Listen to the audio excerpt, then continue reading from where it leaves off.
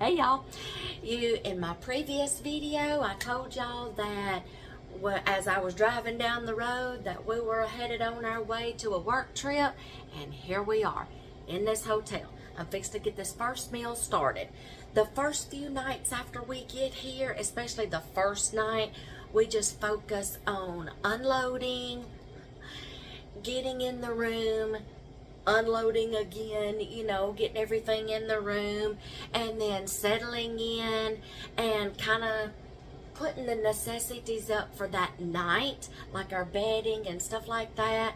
Then the next day, dear hubby goes on into work, and I'm like, I finish getting the rest of the room set up, rearrange furniture if I have to, and then I start getting a meal plan going.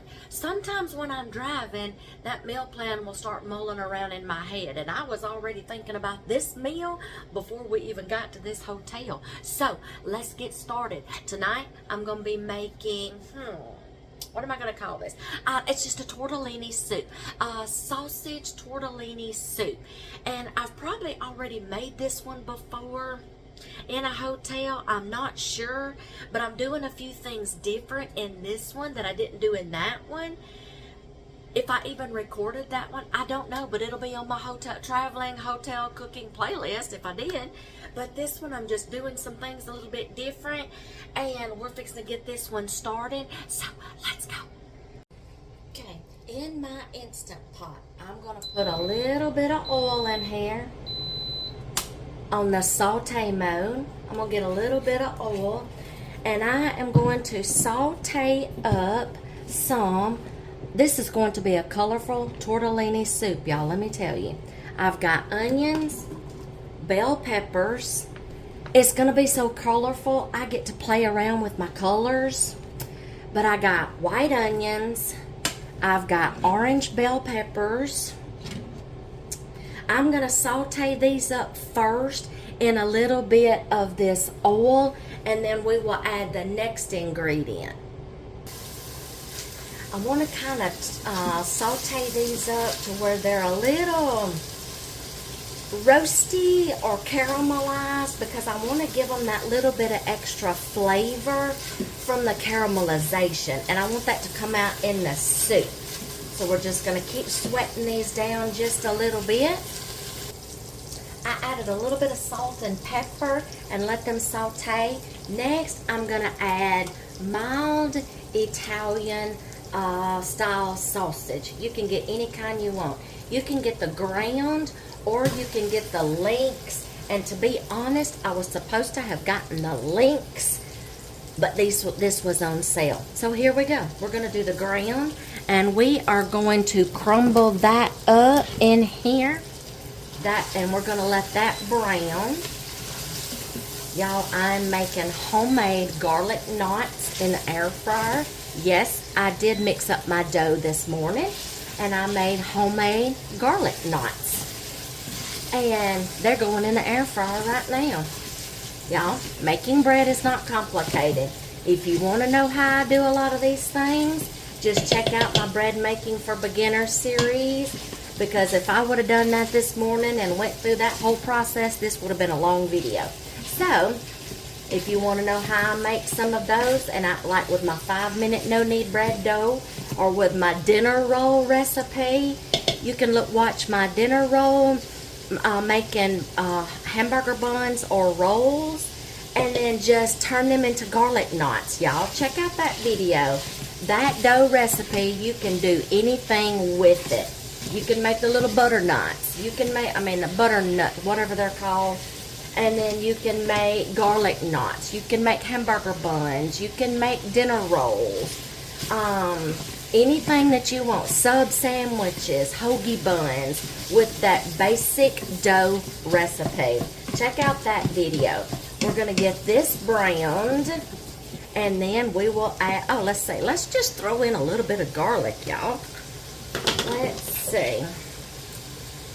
We're going to throw in some garlic with this. Ooh, was that too much? Nah, I don't think so. Y'all know I don't measure anything hardly. I just make stuff up as I go. Here we go. if I was to ever put out a cookbook, y'all would have to know what a little bit of this, a little bit of that, a pinch of this, eyeball it. Y'all would have to know what all that means. All right, we're going to keep browning this, crumbling it up. And I'm sorry if the table is shaking, y'all, because I'm going to tell y'all we are limited for space in here. And I'll explain that in just a minute. But we're going to get this ground up. But y'all, I make do. No matter where we go, I can make the best out of a situation by getting creative and not complaining. The Bible says, do all things without murmuring and complaining. You know that verse. So I try to have to remember that and tell myself that when we come up on situations like this, and I'm fine. All right, we're going to keep letting this brown up. I'm not going to drain the grease out of here because what I'm going to do next is I'm going to put something else in here, and I really want the fat or the grease from the sausage to mix in with the next ingredient, so it just beefs it up a little bit. So don't drain that grease off, okay? Can y'all see that? I'm sorry, I didn't realize I had my lid in the way. Y'all, it took me forever to figure out that little handle right here is also a handle to hold your lid. Duh. Okay, let's get this going. All right, we're getting brown, we're getting brown. Now, what I want to do next, y'all, I'm not a raw tomato fan. And I could have got some Rotel because I want to add extra things for extra nutrition and bump this up a notch. I could have got a can of Rotel, but instead, we had a salad the first night. And we had a bunch of these little cherry tomatoes. But I'm not a raw tomato person fan. So what I want to do is do that and kind of like saute them up in here with the seasonings and stuff, and it's going to break open the skins, and it's going to cook the tomatoes for me. Now, dear hubby can eat these just one right after the other, but I'm not a raw tomato fan. So we're just going to do this right here. We're going to let these hang out for a minute, and we're going to let them roast, okay? And then we'll go to the next thing. Okay, those sweated those down for me pretty good. I can handle them now because now they're cooked. We're going to add about 4 to 4, maybe 5 cups of chicken broth. You can add beef broth. You can add vegetable broth, vegetable stock. If I would have been at home, I could have used my vegetable stock for this. But what I got on hand, y'all, I'm using it. Then we're going to go behind that and we're going to add some cream. I want this good and creamy. I want it more creamy than I do brothy. So let's see what this does right here. Oh, look at that color, y'all. Look at that. Now I'm going to add some oregano, and I'm just going to take the lid off, y'all, and dump oregano. See, I eyeball it, y'all. A little bit of this, a little bit of that, till it feels right in my soul. So you got to understand that language too. Italian seasoned oregano. We're going to save the parsley flakes for the top. Let's stir this in. Alright, I'll see in a minute if I need to add any more broth or if I need to add any more cream after. Y'all see this? Tricolor tortellini, orange, green, the yellow pasta. Y'all see the color? I'm feeling kind of colorful tonight. Now, I didn't find any tortellini in the box. I gotta find, I can't get this open. Oh, hold on, y'all. Let me find something to open this up with. All right, we'll just use a knife. Slice into you right there. I didn't find any of the tortellini dry in the box, so I just went to the freezer section and bought this, so it's making it even quicker because this has already been like pre-cooked, and it only takes like 2 or 3 minutes in your soup, okay? So I'm not gonna don't pick the coals. I don't want it to splash everywhere. There we go. Now we're gonna give this we're gonna give it a stir. Then we're gonna give this about 2 to 3 minutes and let it reinstitute that already cooked pasta. And I believe the pasta, the tortellini, has ricotta and Romano cheese on the inside of the tortellini. I don't think I'm gonna need any more broth. I don't think I'm gonna need any more cream. We're gonna let this hang out here, reinstitute that pasta, and I've got one last ingredient, and then we can bowl this up and put the extra fixings on it and put it with some of those garlic knots, and I'll show you what it looks like. But let's get this going and get this heated up, the cream and the broth, and then we'll add one more ingredient. Okay, last ingredient. Y'all ready? Look at this. Smelling good. I know they can smell this out in the hallway, y'all. Look at that. Look at those colors. Oh, this is going to be so good. Last ingredient. Spinach. Y'all know this is a lot that I'm putting in here. But you do know spinach is going to melt in this, right? It's going to wilt down. So I'm going to put about a half a bag, because this was a big bag. I can use this for something else. Some salads, whatever.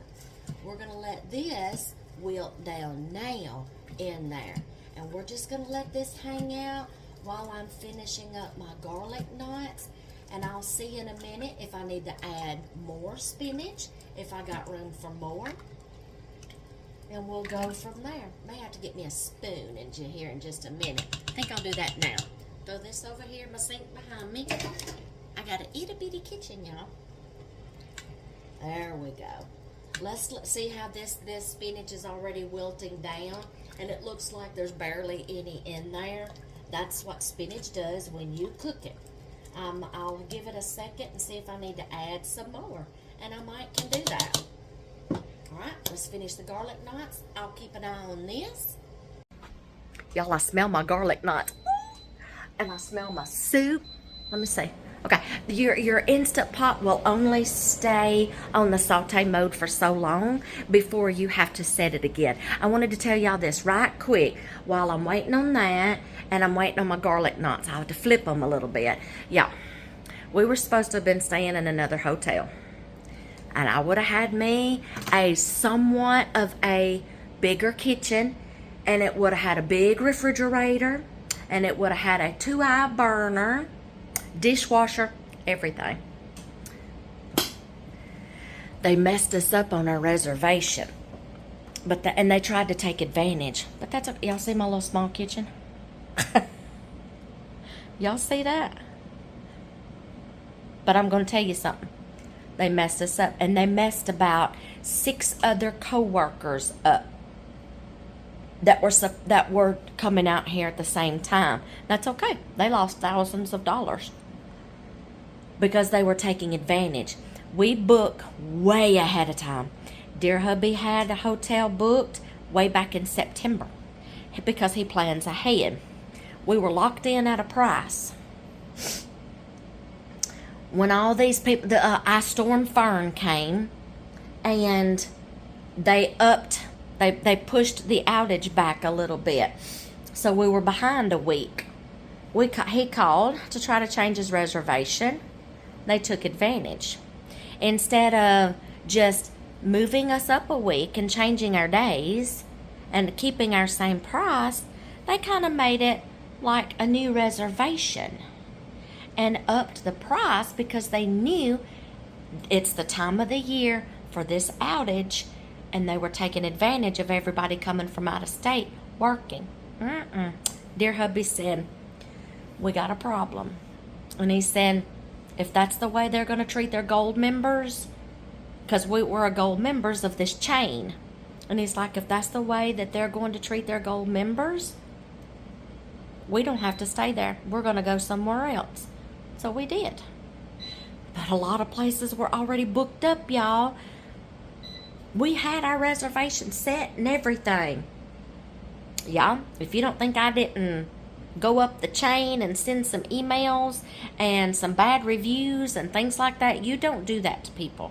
So they just lost a bunch of guests and thousands of dollars. Okay? So I'm like, you know what?